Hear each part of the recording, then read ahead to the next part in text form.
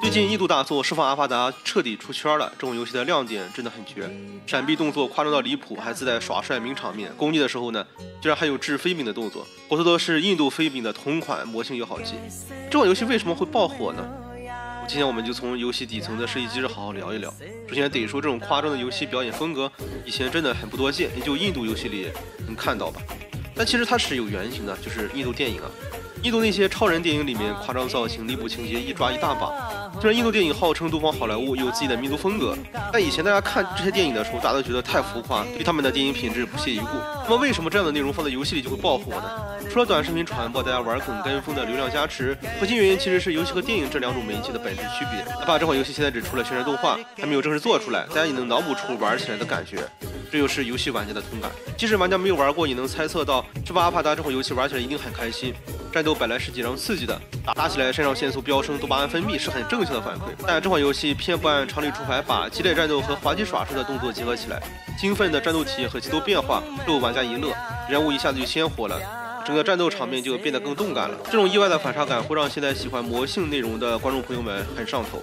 这背后其实是游戏载体的特殊性，尤其是游戏的代入感是其他媒介比不了的。咱们常说游戏是第九艺术，但是它跟音乐、美术这些艺术形式还不太一样。学乐器需要有天赋，还要勤加练习；唱歌得有好嗓子，画画得有好功底。普通人很难轻易体验到这种创作的乐趣，但游戏不一样，绝大多数游戏都不用你刻意提前练习，上手门槛极低。除了少数故意反人类为难玩家的游戏，多数游戏都是由浅入深的设计，慢慢引导你从新手变成老玩家。就拿马里奥来说呢，看着简单，它其实是非强制性引导的里程碑作品，让玩家觉得非常好玩。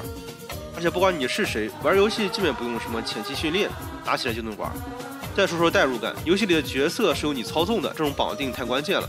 看电影的时候啊，哪怕画面再精彩，我们也会偶尔出戏，所以电影院才会搞一些黑暗的环境，屏幕高亮，让你集中注意力。但玩游戏不一样，哪怕你在亮堂堂的房间里面，在白天游玩也能全身心的带入。更有甚者，有些人玩赛车游戏时会不由自主的跟着车身摆动身体，这就是游戏的交互性。你的肢体反应、内心感受和游戏过程完全同步，能够带来最真切的娱乐感。不过咱们也得理性看待，我来预测一下这款《释放阿凡达》游戏实际玩起来可能会出现哪些问题。首先第一点，它本质上还是一款动作游戏，虽然闪避、掷飞饼这些动作很吸睛，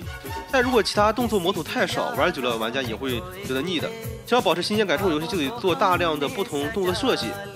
其次是游戏难度或者是数值层面要调整好，如果这款游戏难度过低，这种耍帅动作时间一长就显得玩家很小丑了。还有两点大家值得注意，第一点是印度之前没有出过太多令人印象深刻的游戏，这款游戏的实际品质到底怎么样还没有经过验证，大多数玩家千万不要盲目跟风购入。第二点就是有一个现实问题，不少印度裔担任高管的游戏公司都出现过质量拉胯、上线延期的问题。核心原因是有些公司招人不看能力，只招同乡，导致职位跟能力不匹配，资源浪费，最后影响到游戏的上线周期和游戏质量。所以总的来说，这款印度游戏《释放阿凡达》的魔性动作确实很出圈，但大家别被光环效应带偏了。心理学所说的第一印象偏差，就是觉得某个点好，就觉得这个事情所有的地方都好。咱们得保持理性，等它出更多的实际演示，或者出 demo 版本，大家试玩一下。再看看游戏设计到底行不行，再决定入不入手。如果你喜欢本期视频的话，欢迎点赞关注，我们下期再见。